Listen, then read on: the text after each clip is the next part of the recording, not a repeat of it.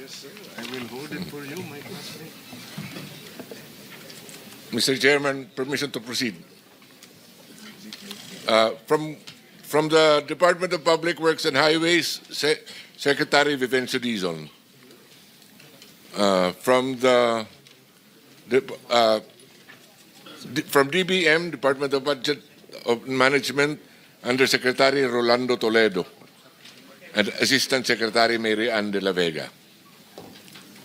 From the Department of Justice, the Secretary is supposed to be represented by Prosecutor General Richard Anthony Fadulyon, but as of the moment, he's already there.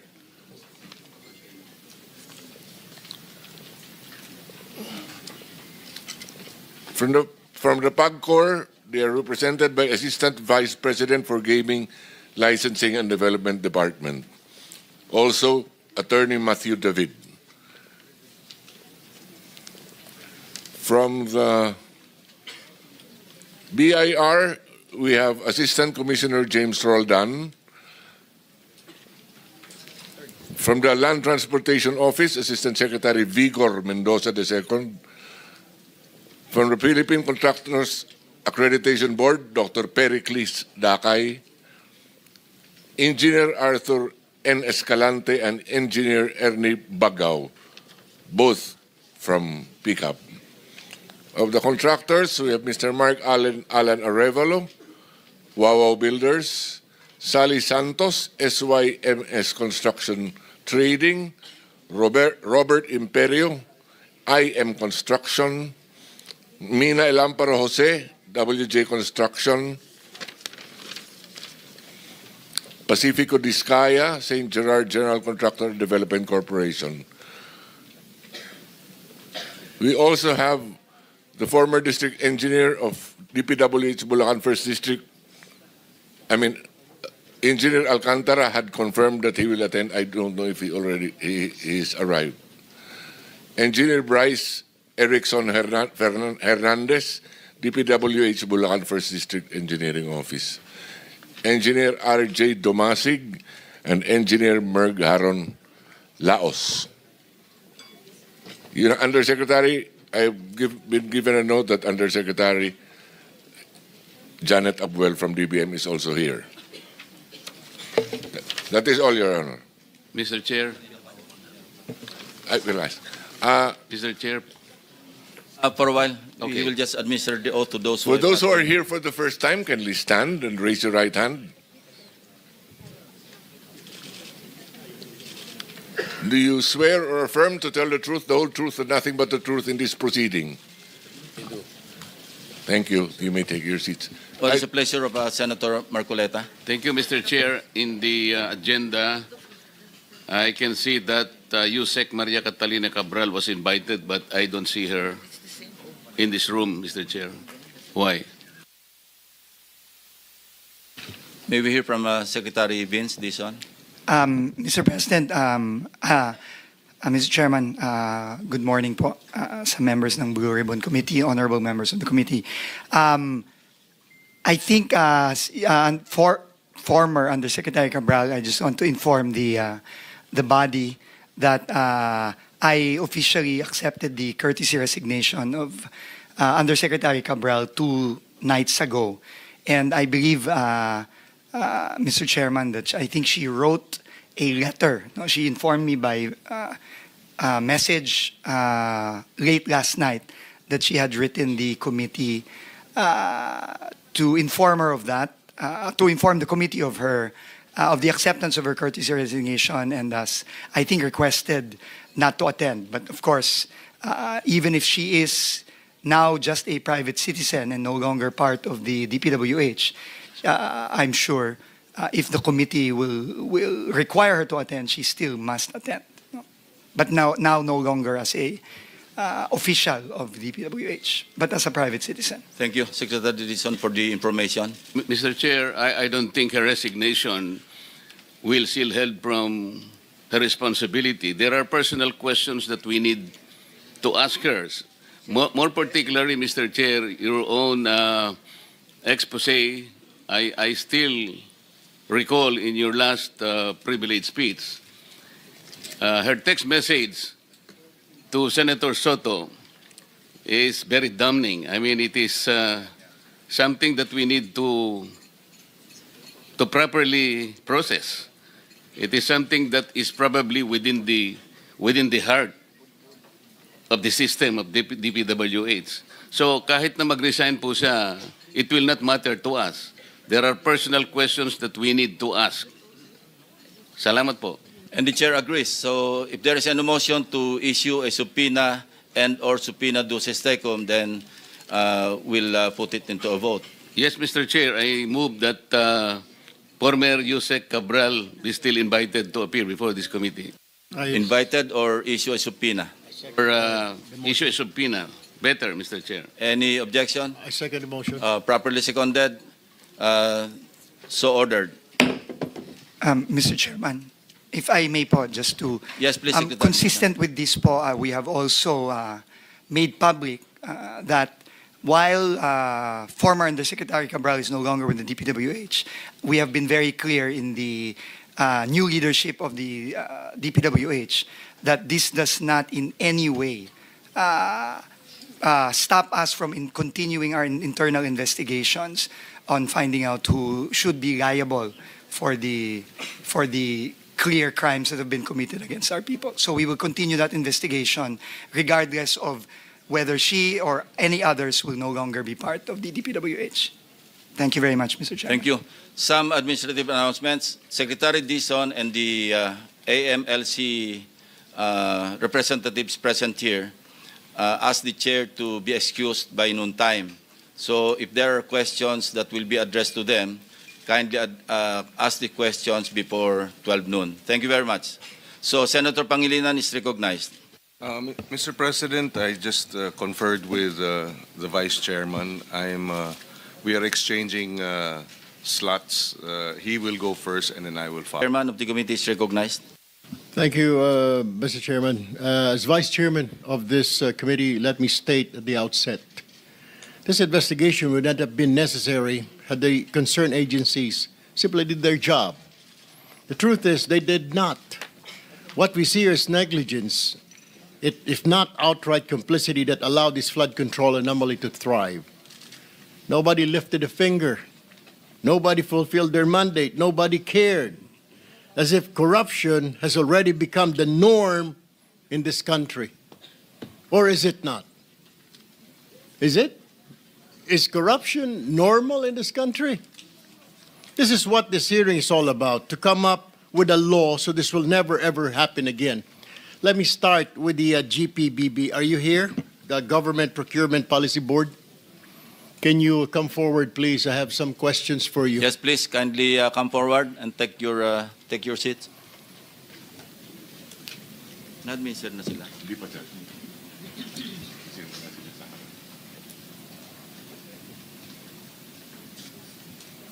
Classmate, seatmate. Hindi, dito na lang, wala ka sa mabusin. Oo, sige. Oo, kaya na.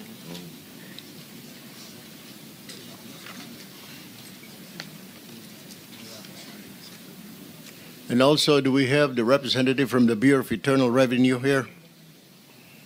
Committee Secretary? Yes, Mr. Chair. Thank you. Sige, pati ano sa GP. Sige, go ahead. Sir. Kindly stand and raise your right hand. I already have. Okay, thank you. All right, thank you. Please proceed. Can you identify yourself, please? Resource person. Good morning, Mr. Chair, honorable members of the committee. I'm Maria Ginesha Rivera Guillermo. I'm actually the officer in charge of the Government Procurement Technical Support Office. I'm as well as an appointed Deputy Director General, Your Honor. All right. Based on the data, Mr. Chair, from the Philippine Center for Investigative Journalism, among the top 15 contractors that have been named by the President, the following had a poor, unsatisfactory contractor's performance evaluation. Tama po ba? Nagbigay po kayo ng ilan? Tama po ba itong report ng PCIJ, itong SunWest, Legacy, EGB, Equiparco, MG Samidan, LRTK Builders, ay ilan lamang at high tone at real road edge, ay ilan lamang sa mga kontratista na may poor or unsatisfactory contractor's performance? Mr. Chair? Mr. Chair, Your Honor, the CPES report or the Contractor's Performance Evaluation System report bears those po as the unsatisfactory po na rating nila sa CPES. Just to clarify, if I may, Your Honor, Mr. Chair, the CPES is posted po sa GPPB website. However, this is being provided po by the CIAP po. And it's part of our mandate to be providing this po as part of our transparency measure with respect to government procurement. So totoo po ito, yung report na ito pong 8 contractor na ito out of the 15 that were named, meron po silang poor unsatisfactory performance. Tama po? If we, Ma'am, Mr. just Chair, say kung tama or hindi po tama. it bears, yes, Your Honor, it's in the report po. All right. Now, my next question, what do you do pag meron po mga unsatisfactory na mga report na ganitong contractor? Ito po ba ipopost lang ninyo? Hindi nyo pa bibigyan ang DPWH, ang PICAB na report na at pagkatapos po, correct me if I'm wrong, pag may mga ganito po poor performance, di po ba bina-blacklist po ninyo ito? Tama po din ba itong report na natatanggap ko? They're blacklisted? Mr. Chair, Your Honor, may I clarify po that the CPES report is prepared by the CIAP. Okay. And then the CIAP is actually having a lot of CIAP implementing offices, which of course they have to accredit. One of which is meron po ang DPWH na tinatawag po nilang CPES unit po, implementing unit. So they do this, the report is coming from them, it's being consolidated and given to the PDCB, the Philippine Domestic Construction Board. And then, binibigay po yun na copy sa amin, sa GPPB TSO, as part po, kaya po pinopost din po namin yon. Ngayon po, when it comes now to the rating, we do not do the blacklisting because this is the part po yan ng procuring entity. Now, if I may explain further po, what's the purpose of the CPES rating insofar as the procurement law is concerned? Under RA 9184 po, before this is only being looked into kapag ka-part po siya ng submission to support po yung single largest completed contract ng isang contractor. Meaning po, kapag magbibid po sila, yun po ay hinihingi as part po ng SLCC, yung sinusuportahan po niya. Pero, hindi po yun automatically na tinitingnan kasi kung halimbawang nag-submit din po yung ating bidder ng notice of yung acceptance, then our certificate of final acceptance, then that is only an alternate, an option po yung CPES. But under now sa ating procurement law, NGPA, 3 bagay na po na ginagamit na po yung CPES. Although even under RA 9184, it's already basis for blacklisting. But the blacklisting is at the end po yun ng procuring entity. So, that's a ground po for blacklisting under even RA 9184. Now, under RA 12009, it's now being considered as one of the ways to determine po yung eligibility, capacity po ng ating subcontractors. So, nire-require na po yun as part of the submission if there would be any subcontractors. Number 2 is the same pa rin po as supporting document din po siya ng single largest completed contract, pero hindi po siya yung automatically, option po siya. Kasi kung nakapag-provide naman po yung ating yung bidder for that project ng kanyang certificate of final acceptance, then they are able to no longer look into the CPES. Pero third, which is also very strengthened under RA 12009, is the requirement na yung CPES po could be the basis for blacklisting. But as I would emphasize, it's not GPPB Technical Support Office nor even our GPPB who's doing the blacklisting, Your Honor, Mr. Chair. So kayo nga ang nagba-blacklisting? No, Mr. Chair. Sino po ang nagba-blacklisting sa mga it's- kontraktor na ito na may poor unsatisfactory performance? It would Which be the agency? procuring entity. It would be the agency, Mr. Chair, Your Honor. You mean to say the DPWH, is that correct? Yes, Mr. Chair, Your Honor. All right. Thank you. Let me go to the Department of Public Works and Highways. Mr. Chairman, my question is, ano po nangyari dito? DPWH, Mr. Chair, bakit hindi po natutunugan na blacklisted po ito, poor and satisfactory performance, o meron pong itong mga slippage kung tawagin?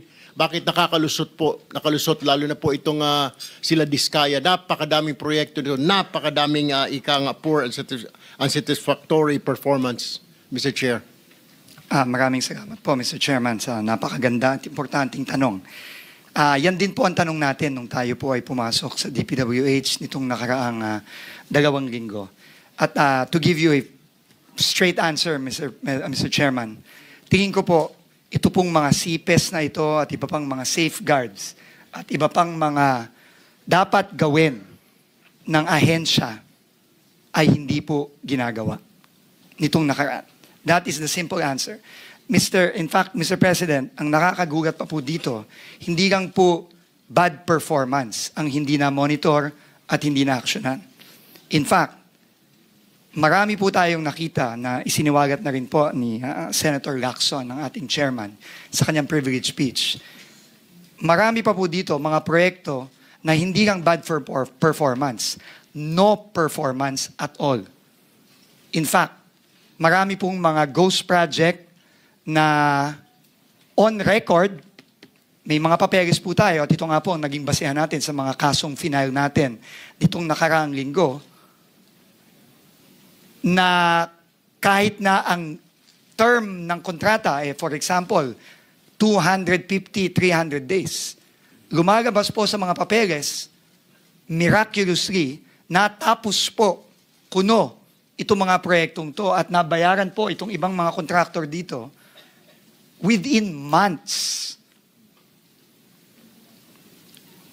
Alright. Sign po ito nitong mga ibang nandito ngayon as completed. At nabayaran po itong mga kontratang ito. So clearly po, hindi po ginagamit itong CPES at kung ano-ano pang mga dapat ginagamit ng ahensya para i-monitor ng tama ang implementasyon ng mga proyekto. That is the straight answer po that I can give the Honorable Committee. At nakikita po natin ito hindi lamang sa mga kontrata sa Bulacan, kundi nakikita na rin po natin ito sa ibang kontrata sa iba pang lugar. Actually, Mr. Chair, sa Bulacan, sa First District, araw lang po ang binibilang eh. At nababayaran po ang contractor. And anyway, in the course of in your investigation, Mr. Chair, what are the ghost projects added to the list and substandard? Right now po, we have received more than 100 reports already in only 2 weeks of ghost or very substandard projects. And right now po, ang track po ng bagong team sa DPWH ay unang-una dahil nga po nabuo na ng ating Pangulo ang Independent Commission for Infrastructure. Kami po ngayon ay in very, very close coordination sa kanila. Bawat po project na nare-report, nagbubukas po kami ng case file dito. Ini-inspection po natin either personally or yung pong mga ibang kasama natin sa team. Ngayon po kasama na po ang members at team ng ICI, lalong-lalo na po ang special advisor ngayon ng ICI na si ang mayor po ng Baguio City, si Mayor Benji Magalong. So, ganun po ang ginagawa natin at kapag nagbi-build up po tayo ng kaso, kada proyekto, ini-inspect po natin, chine-check ang records, at pag meron pong nakitang klarong anomalya, either ghost o napaka-substandard, at napatunayan po na meron pong mga contractor na nabayaran na kahit na hindi pa tapos or non-existent ang proyekto, immediately po, bumubuo na po tayo ng kaso na either ifa-file or in this case po na nabuo na po ang komisyon, pinapasa na po natin sa komisyon. Alright, Mr. Chair. Bilisan na lamang po natin ang pagsasagot po, Mr. Chair, kasi po marami po pong nakapila at only Pasensya na po, Mr. Chair. 2 minutes and 39 seconds. No, I understand po because you're explaining it properly. Ang tanong ko lamang po kasi, so, will you agree with me na may collusion po talaga? Yung mga dating opisyal na DPW simula sa taas hanggang sa baba, hanggang sa mga district engineer, project engineer, nakikipagsabuatan sa mga contractor contractor para kumita. Absolutely agree, Mr. Chairman. Alright, ito yung sinasabi ko, Mr. Chair, na marami tayong ahensya na dapat, kung ginawa ng trabaho lang ng GPBB, ginawa ng DPWH ang trabaho nila, may iwasan po ito kaagad eh. May mga stopgap measures eh. Kagaya po sa DPWH, nandyan po yung tinatawag na Bids and Awards Committee, nandyan po yung Technical Working Group, na pwedeng harangin po kaagad na, oops, may red flag pala ito. Uy, teka muna, meron pa pala ito mga substandard, meron pala ito mga ghost project, dapat di na po pinapalusot. Tama po ba? Dapat doon pa lamang po napigilan na. Tama po, Mr. Chairman. Alright, let me go to the, nandito po ba ang SIAP? May representative po ng SIAP or PCAB? PCAB. What did you do? Meron po kayong mga listahan galing po sa SIAP. I'm sure binibigyan kayo ng SIAP na listahan, sabi ng GPBB, na mga unsatisfactory, poor performance sa mga kontraktor. Bakit patuloy pa rin at hindi nakakansela ang lisensya? What is the reason?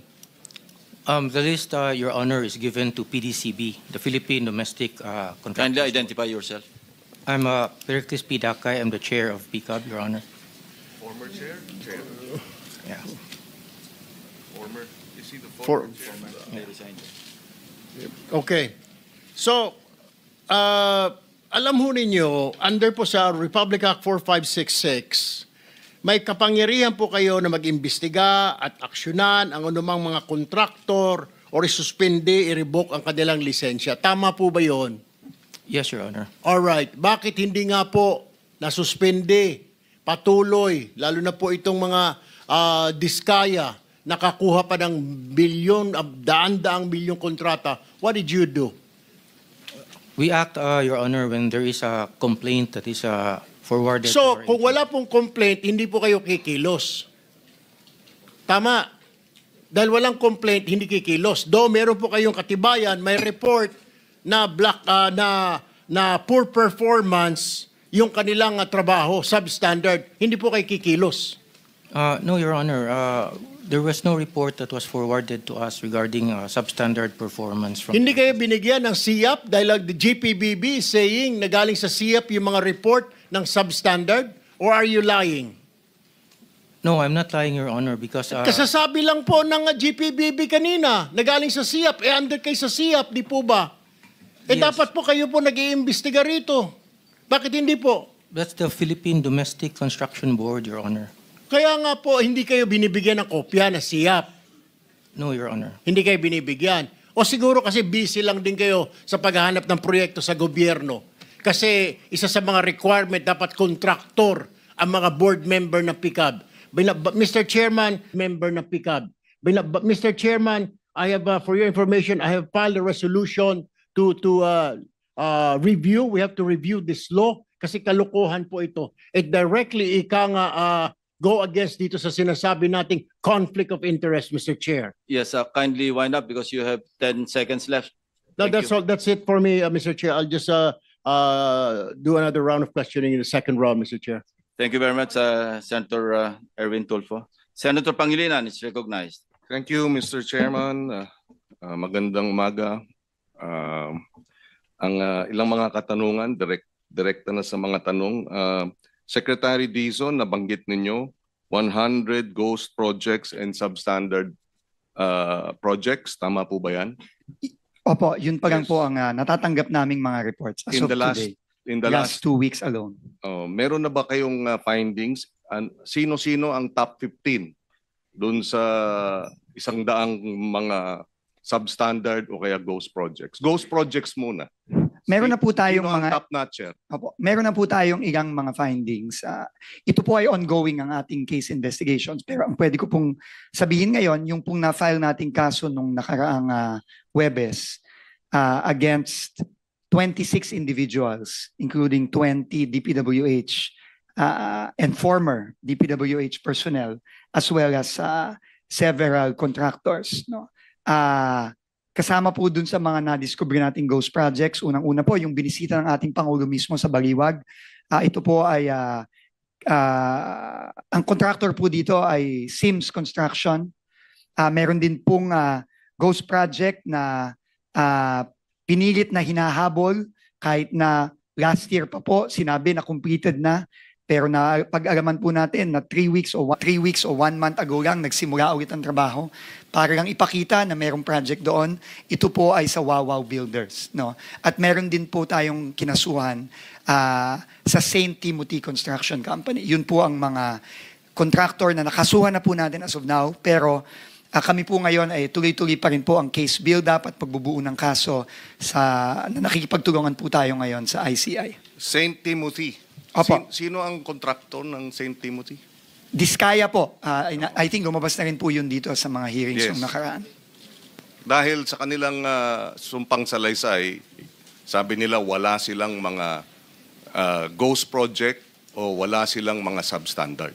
At least yun yung sinasabi sa testimonya. So mukhang hindi tugma dun sa findings ninyo Opo. at yung sinasabi sa sumpang salaysay ng mga diskaya. Tama po kayo. Okay. Yung sinabi nyo 20 DPWH na mga district engineer, these are 20 district engineers? Hindi po. Mr. Chairman, our first case is only limited to projects in the 1st District of Bulacan. Yung pa lang po yun. No? 20 na pong katao ang nadamay sa isang kaso pa lang sa isang district engineering office sa Bulacan. So dito sa 100 ghost projects at substandard, saang mga lugar ito? Iba-iba po, Mr. Chairman. No? Offhand. Offhand po, I can remember, meron pong mga reports tayo na nakuha sa La Union, sa Oriental Mindoro, sa Nueva Vizcaya, sa Eastern Samar, meron din pong mga ibang mga proyekto sa Mindanao. Pasensya na po, Mr. Chairman, hindi ko na po maalagas sa dami. Pero nakikita po natin na hindi lang po ito nakasentro sa Bulacan lang, kundi mukha pong buong bansa po ito. Mr. Chairman, may we request that the people, at least a selected number of possible, players in La Union, Oriental Mindoro, and Nueva Vizcaya, whether government or contractors, be invited in the next hearing? Yes, we have to identify them first. Yes. Yes, thank you, Mr. Chairman. Secretary Dizon, ang ating pagkaalam, at ito ay nakausap natin si former Secretary Babe Singson, na ang patakaran dati para involved ang LGU at Regional Development Council ay pagka 50 million and below ang proyekto, district engineer. Pero pagka 50 million and above, kasama na ang Regional Development Council sa pagbubusisi sa mga proyekto. Tama po ba yan? Noon dating patakaran. Tama po, no, ika-clarify ko lang po, no. Sa tingin ko po ang tinutukoy niyo po ay yung thresholds of authority ng district, region, etc. No? Yes. Nung pong time ni Secretary Babe Singson, ito po ay nasa 50 million pesos. Yes. Meaning po, pagka below 50 million and below, sa district po yan. Above 50 million sa region na po yan. Ito po ngayon ay itinaas. At ngayon po ay naka-threshold na po sa 150 million sa district. Pero nung panahon na yun, 50 lang po. At pag sinabing Regional Development Council, sino ang involved dyan sa pagbubusisi? Well, ang magpapa-bid out at ang mag-i-implement po kapag above 50 million nung panahon po ni Secretary Singson ay regional office na po ng DPWH, hindi na po ang distrito. Pero ngayon po, tumaas na po ang mga thresholds na yun. Yes, pero hindi ba pag regional office, saan ang involvement dati ng mga probinsya, ng mga local governments? Meron ba? Sa aking pagkakaalam po na Mr. Chairman, dati po kailangan po ng acceptance ng local government unit ang mga proyekto. Ito na rin po ay pinoint out ng ating Pangulo nung siya ay bumisita sa Baguio at nakipag-usap po siya kay Mayor Benji Magalong. However po, nagulat na lang po ang Pangulo na tinanggal na po yun. Sino nagtanggal nun? Inaalam ko pa po kung kaninong termino sa DPWH tinanggal. If you will allow me po, I will get back to the committee on that para po ma-establish natin kung anong date ito tinanggal para malaman po natin kung sino po ang secretary nung panahon na yan. At ano ang pagkakaiba pag regional ang nagpapasya at district engineer ang magpapasya? which worked better in your opinion? Ano ang mas magandang proseso o mas maayos na proseso? I'm not in a position pa po to say which is better and which is not. But what I can say po, Mr. Chairman, is meron pong inherent flaw sa nakikita nating sistema sa DPWH. Kasi po, lalong-lalo na dito sa mga proyektong inaaral po at binubusisi ng committee ngayon, madalas po, or in fact, most of the time, hindi po ito dumaan sa Local Development Council, hindi po ito dumaan sa Provincial Development Council, at hindi din po dumaan ito sa Regional Development Council. To quote po si Governor Bons Dolor ng Oriental Mindoro, nung kasama ko po siya at nag-inspect kami doon, para na lang daw sumulpot parang kabuti itong flood control project sa Nauhan, sa sarili niyang bayan, hometown po niya yon.